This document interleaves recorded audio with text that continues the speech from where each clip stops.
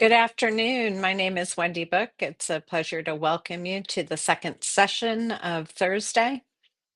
Um, I'm going to introduce our first speaker, Dr. Nourit Azouz. She is an assistant professor affiliate in the Division of Allergy and Immunology at Cincinnati Children's Hospital Medical Center and the University of Cincinnati College of Medicine. Her research combines basic and translational approaches to investigate how the regulation of proteolytic activity, specifically the balance between proteases and protease inhibitors, impacts host defense, epithelial barrier function, and the development of allergic and inflammatory diseases. Dr. Azouz's lab focuses on deciphering the molecular mechanisms that disrupt this balance with the goal of developing new treatments to control proteolytic activity and treat immune-mediated disease. Dr. Azouz was awarded a $100,000 grant from APFED in 2023 to support her research, specifically how the lining of the esophagus or the epithelium is affected in EOE and studying a pathway that may be able to restore barrier dysfunction, potentially providing a new therapeutic target. Welcome, Dr. Azouz. We look forward to hearing about your progress on this exciting work. Thank you so much. It's great to be here. I will share my screen. Yes, I'm excited to be here, and I'm very grateful for APFED and the wonderful families that are contributing and to receive this funding for our research. So thank you for the introduction. I'll go straight to my slides. So my research is focusing on eosinophilic esophagitis, EOE. I know you heard about EOE today and yesterday. On brief, it's a food-mediated allergic disease characterized by a very low quality of life. The pathogenesis of EOE is mediated by esophageal inflammation and also esophageal epithelial barrier impairment, which is actually the focus of the work in my lab.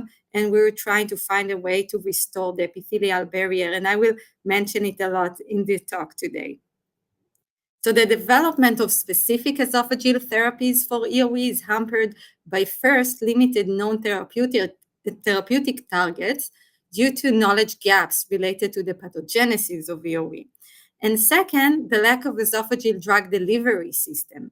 So the esophagus is a proximal organ, and it seems like very trivial to deliver drugs to the esophagus, but everything, liquid or food, they rapidly flow through the esophagus and bypass the esophagus in a matter of seconds. This is why every therapy today is actually a systemic therapy. But if we will have an esophageal directed approach to deliver drug, that will reduce the side effect and will increase the effectiveness of different therapies.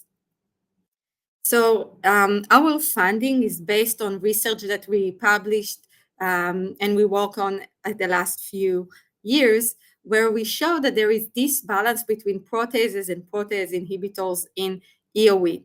So proteases are proteins or enzymes that cleave other proteins. Their function is very important in many physiological processes like development, regeneration, immunity, and proteases need to cleave specific proteases in specific proteins in specific sites, only at the right place and the right setting.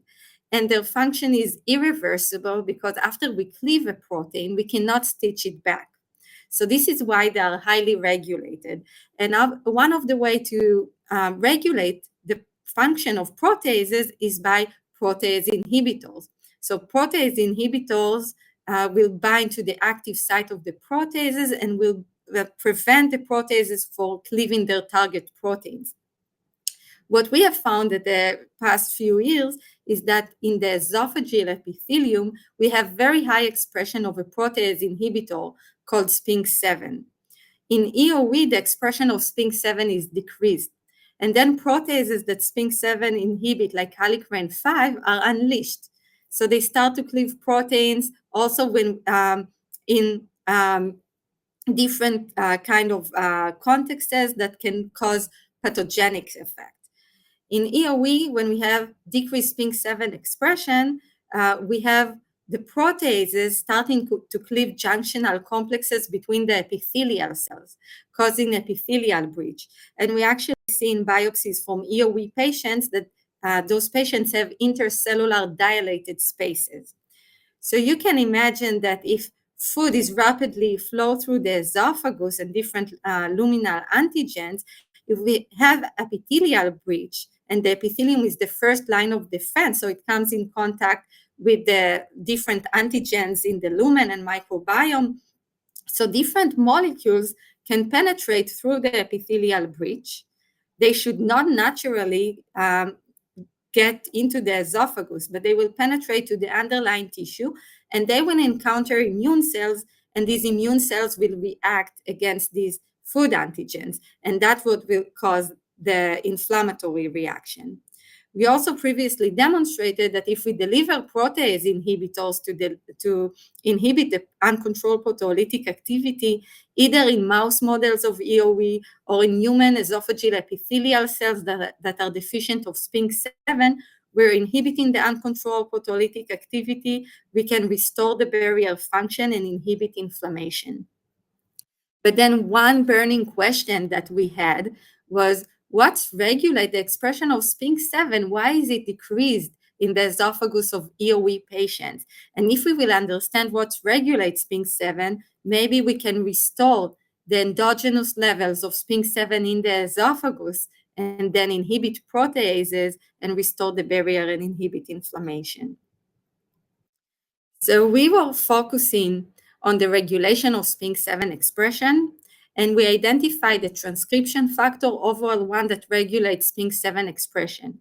So OVL1 can be found in the cytoplasm of epithelial cells, where it's rapidly degraded by proteases, and it can be translocated to the cell nuclei where it will bind to the promoter of SPINK7. So with upregulation of SPINK7, we're getting restoration of the barrier function, decreased proteolysis, and decrease in different pro-inflammatory cytokines.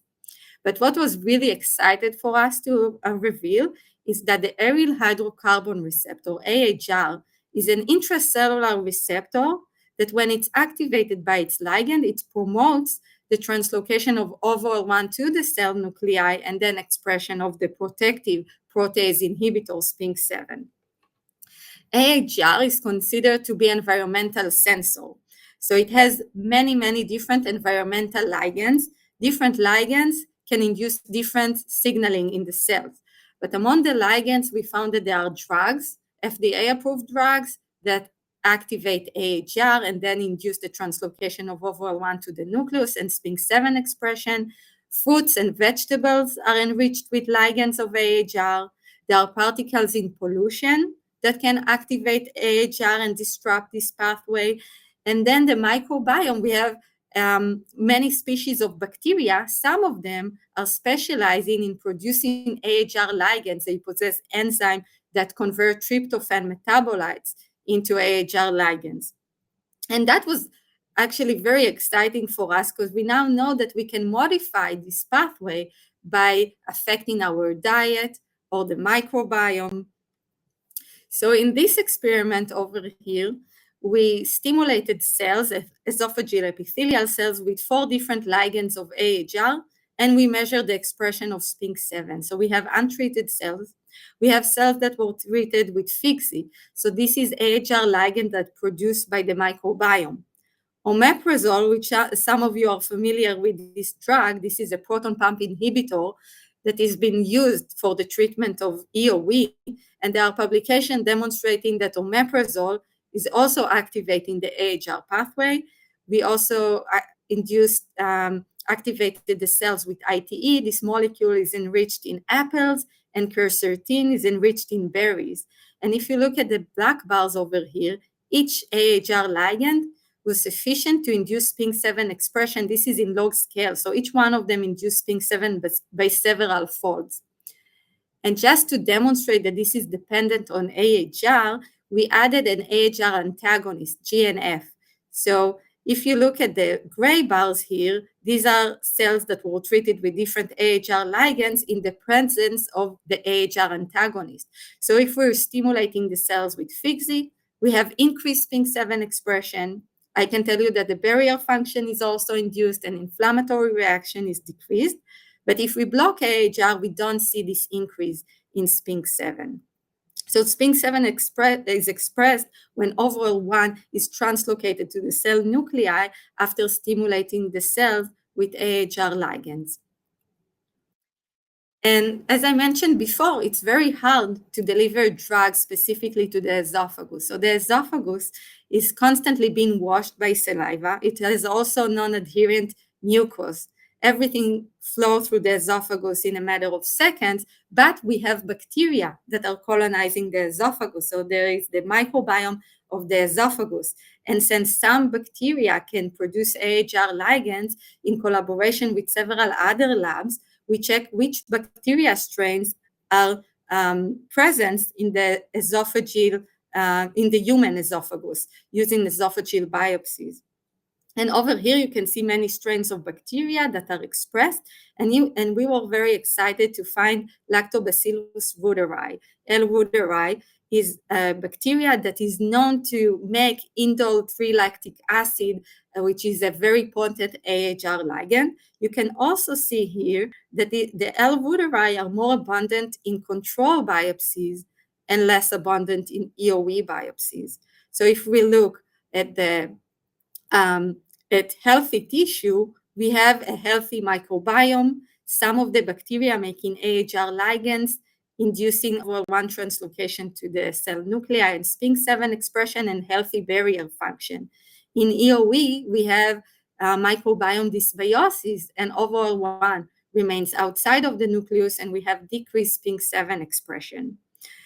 In the past 2 years, when we have the APFED funding, we were focusing on understanding this pathway and also finding a way of colonizing the esophagus with bacteria like L. reuteri that can produce AHR ligand. So in this way, we can have a specific delivering bacteria to the esophagus that will stay there and constantly will make AHR ligand. So we have biomachines that making the drug specifically where we want the drug to be and increasing the contact time with the epithelium. Just showing you briefly our results, we also cultured esophageal epithelial cells with 3 strains of bacteria L. reuteri and 2 other that are known to make AHR ligands, or directly with AHR ligands, indole 3-lactic acid that L. reuteri make, or butyrate that ilamozum make. And you can see that 2 out of the 3 strains were increasing SPINK7 expression by 2-fold, and the same as the positive control, directly stimulating the cells with the AHR ligands. And when we check if they have any effect of the inflammatory reaction, we stimulated the cells with IL-13, a major cytokine that is induced during EOE, and IL-13 inducing the expression of CCL26, also called the eotaxin-3. So this is a molecule that is the main molecule that attracts eosinophils to the esophagus during EOE. So when we treat the cells with IL-13, we have high production of CCL26 or eotaxin-3. L. reuteri and ilamozum significantly decrease the expression of eotaxin-3, the same as their ligands. So we hope that delivering the bacteria or their product to the esophagus will allow us to inhibit the inflammatory reaction and also restore the barrier function. So I want to thank you all for listening, and I'd like to thank the generous funding from APFED, all of our collaborators, and the Azuz Lab that were working on this project, which we are currently performing discolonization experiments in vitro and in mice models of EOE. Thank you.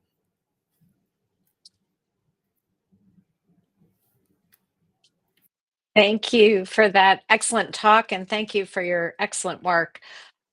This is really interesting, comes on the heels of a talk from Seema Seves this morning on epithelial barrier disruption being one of the root causes. And it's interesting, you're looking at it in a different way, some of those different causes. If you have questions, you can put them in the Q&A. I'll ask one quick question. The work on the microbiome, does this in any way suggest that antibiotics might alter the microbiome and trigger EOE? Yeah, this is very likely. It's a great question. So there were actually studies showing association with children that were treated with antibiotic at the first 2 years of life and increased risk of having EOE. So it's disrupting the microbiome. That's probably the main cause of the increased risk. But there are probably many, many different factors into Yeah. account, but still increasing the risk. Yeah, also C-section, which can also disrupt the microbiome, Yeah. also increasing the risk for EOE. Well, that is a very interesting work. I want to thank you, Dr. Aziz, for being here with us today and thank our donors who contributed to the work you've done. Thank I'm you going so to much. thank you. I'm going to introduce our next speaker, who is Dr. Pooja Mehta. She is going to speak to us about improving outcomes and equity through targeted screening for eosinophilic esophagitis. Dr. Mehta is a pediatric cardiologist at Children's Hospital Colorado. Her clinical and research interests include finding innovative methods of improving treatment adherence in adolescents and young adults with EOE. She is specifically interested in the application of health psychology and the use of digital health tools to reach patients outside of the traditional clinical setting. Her goals are to perform multidisciplinary, pragmatic research with patient input to improve these outcomes. She's going to share today findings from a research study that was jointly supported by APFED and the American Academy of Allergy, Asthma, and Immunology. APFED and Quad AI co-funded a $140,000 grant that Dr. Mehta successfully competed for to study how well the esophageal string test can detect EOE in children who have other allergic conditions. So this aimed to provide preliminary data necessary to assess the impact of screening for EOE using the string test on healthcare costs, subsequent fibrostenosis, and health disparities. Welcome, Dr. Mehta. Thank you for joining us and sharing your work with us today. Thank you for having me. I am going to share my screen. And I'm just going to clarify, Wendy, I am a pediatric gastroenterologist. I am at Children's Hospital Colorado. I am a clinician and researcher who focuses on EOE. I am also a mom of a child with multiple food allergies, so I feel extra privileged to be here and share in some of the work that we're doing. So someone once told me that you should always do your thank yous before the end because then you never get around to them. So it's something I'm trying to implement. So a big thank you to APFED and Quad AI for funding this research and for funding research in general to push our field forward. I'd also like to thank Dr. Maureen Bauer, who is an allergist at Children's Hospital Colorado and the co-investigator on this study with me and could not be here today. And then, of course, everyone here, the conference organizers, patients, advocates, because of you, we really get to do this work and help patients.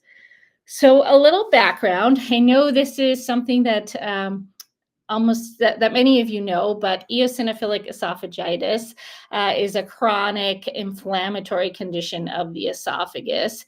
And it really leads to progressive inflammation in the esophagus that's thought to occur over time. So we really think that over the course of 10 years, the inflammation in the esophagus kind of worsens and worsens to the point where it can cause fibrosis or scarring of the esophagus that can then lead to food getting stuck and food impactions and discomfort. The thing to know is that there's often a big delay in the diagnosis of EOE, with people reporting that they have symptoms well before their diagnosis, anywhere ranging from 1 to over 4 years, with some people not being diagnosed until they've reached that kind of fibrotic point. And so all of this can lead to some bad outcomes if there is a delay in diagnosis. Specifically, we know that once you reach that fibrotic standpoint, you're at higher risk for those food impactions, which can be painful, which can be uncomfortable, which can lead to ER visits in the middle of the night to try and remove that food. And it could lead to poor quality of life, and then increased costs for both patients as well as the healthcare system in general. So all of this really leads to the question of, well, can we diagnose EOE earlier? And how can we diagnose EOE earlier? And could screening for EOE lead to earlier detection and better outcomes? And if we do think that screening can help, who should be screened and how? So I just wanted to give a little background on screening. So there's all different types of screening tests available. There's kind of mass screening where you screen everyone, and then targeted screening where you screen a specific patient population. This is the WHO criteria for targeted screening. So these are the criteria where they kind of recommend you can consider screening if a disease or disorder meets these specific criteria. So one, it needs to address a significant health need. Screening should also occur in a very defined group if we're talking about targeted screening. We need to use a suitable and acceptable test. Whatever we're doing for our screening practices needs to be effective, and we need to have studies that show that it's effective and evidence that supports it. We need to ensure that everyone who's at risk has access to screening, and that there's equitable screening across the board, and that whatever screening process we put into place minimizes harm to patients. And then finally, that the screening is kind of integrated into a broader healthcare system, so that if someone does screen positive, they have some support systems in place. They are able to get ongoing evaluation and to get the right evaluation. So everyone here knows that when we're talking about EOE, it's a significant health need. And when we're talking about earlier detection, that's also something that's much needed. So I'm going to spend the remainder of the talk kind of talking about our study and how it meets these other criteria. So the next criteria is screening should occur in a defined high-risk group. We know that EOE represents a continuum of the allergic march, and that people who have EOE are more likely to have other allergic diseases, with the most common being asthma, hay fever, allergic rhinitis, and then eczema. So we think that this group, a group of people who have allergic diseases, are a high-risk group and are probably a good place to intervene in terms of earlier diagnosis. So now we know that we've addressed a significant health need and that we have a high-risk group that may potentially benefit from screening. Well, what about a suitable and acceptable test? Currently, to diagnose EOE, for the most part, patients need a endoscopy with anesthesia. So this is an invasive procedure in which patients have an endoscopy, have biopsies taken, and those biopsies will really guide physicians to diagnose EOE. But there is a test called the esophageal string test, which is a validated, minimally invasive test that's FDA registered that can distinguish active EOE from inactive EOE in children. This test has been around has been studied for the last decade or so, and has really been studied in people who already have EOE. So we know that someone has EOE, and within this group, you can distinguish active from inactive EOE. The way the test is performed is patients come into the office. It does not have to be a procedure center or an operating room. And there's a kind of a pill that's attached to the string. The patient then swallows that pill with the string attached, and then the string is taped to the cheek right here, and they hang out for an hour. This person here in this picture is doing schoolwork, but can do whatever they want. And then after that hour, that pill is retrieved, and the string is kind of sent to the lab. That string section that sits in the esophagus is sent to the lab and is tested. The string test correlates with eosinophilic associated proteins and eosinophilic density, the same kind of things that we would see on a mucosal biopsy specimen. And then it also correlates with biomarkers of epithelial mesenchymal transition, so markers of remodeling or that fibrosis. So now we know that we've addressed a significant health need, that screening should occur in a we have this high risk group that we want to do targeted screening in, and we think we have a suitable and acceptable test. So the remainder of this talk and the study that we're doing is what we're calling it the steepest study, just because it's big to say it. And this is looking at the other criteria. So can we support that it's effective, and can we ensure access, equity, and minimize harm? So the steepest study stands for Screening Tool for Eosinophilic Esophagitis in Pediatrics, the esophageal string test. And the aims of this study are really to measure the preliminary sensitivity of the esophageal string test in detecting EOE in children with allergic diseases. So in children who have not been diagnosed with EOE yet. And then to determine patient and provider acceptability of using the string test to screen for EOE. So here's a breakdown of the study in terms of both aims and the major things that we're doing. So in terms of determining sensitivity for EOE detection, we are including children who are age 7 to 18 with potential symptoms of EOE who also have allergic diseases. So they also have to have asthma or eczema or allergic rhinitis. And in those patients, we are approaching them around the time of their endoscopy to see if they'd be willing to also do the string test. We are recording very carefully who chooses to enroll and who chooses not to enroll, because it also gives us valuable information about, is this something that patients want? Does everyone want an endoscopy, or would they rather have this string test or be interested in having more information before pursuing endoscopy? So when the patients complete the string test, we then measure how does the result of the string test compare to mucosal biopsy specimens and if they've been diagnosed with EOE, and we're going to determine the sensitivity and specificity. We interview patients afterwards and then also have them complete questionnaires on did they have any bad experiences with the string test? Did they feel like it's satisfactory? Are there things that they would change?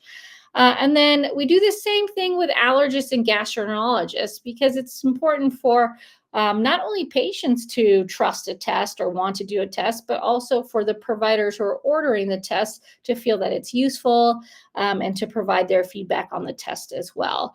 So for those participants who do the string test, we reach out to their allergists and their gastroenterologists and also have them complete questionnaires.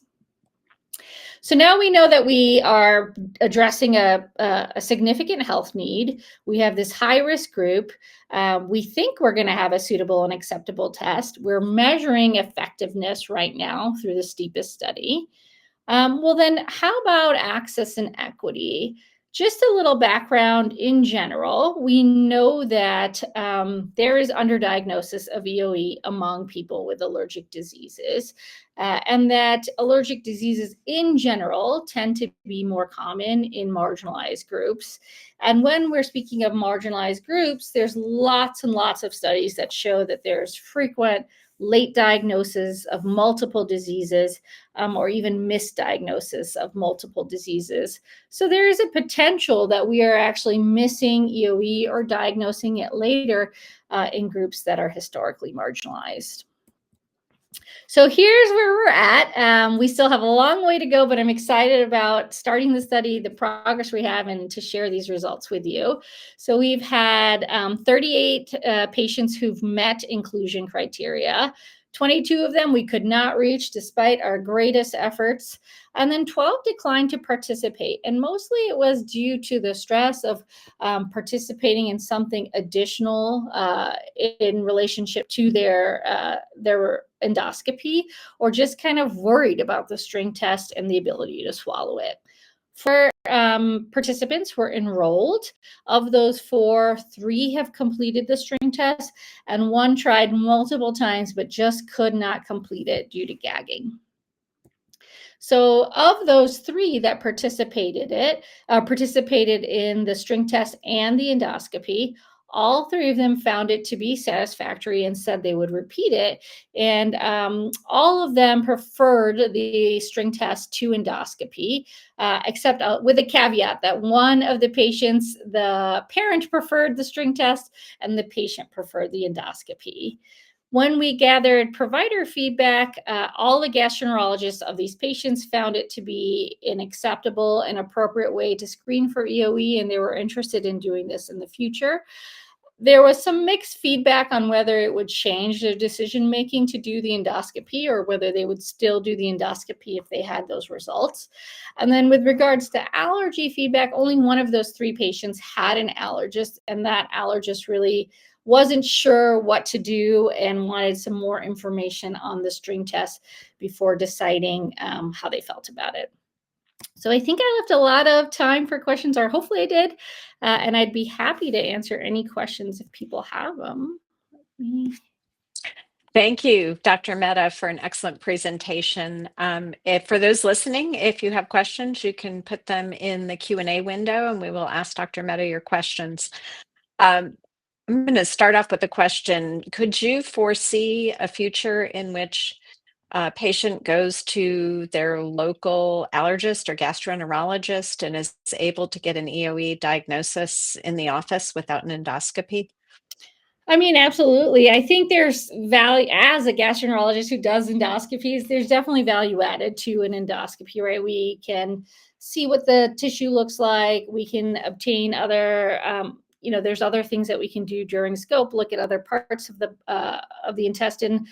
But there's a big barrier between someone seeing a provider and all those additional steps that are needed. Often you need to see an allergist or even your PCP. Someone needs to ask you these questions. You need a referral. Then the referral needs to get you to a gastroenterologist. And a gastroenterologist has to do an endoscopy.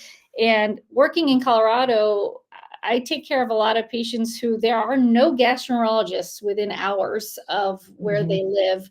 And so this could potentially really decrease some of those barriers for patients who perhaps live in rural areas and patients who can't really access really specialized care. So that would be, I do think that's a possibility.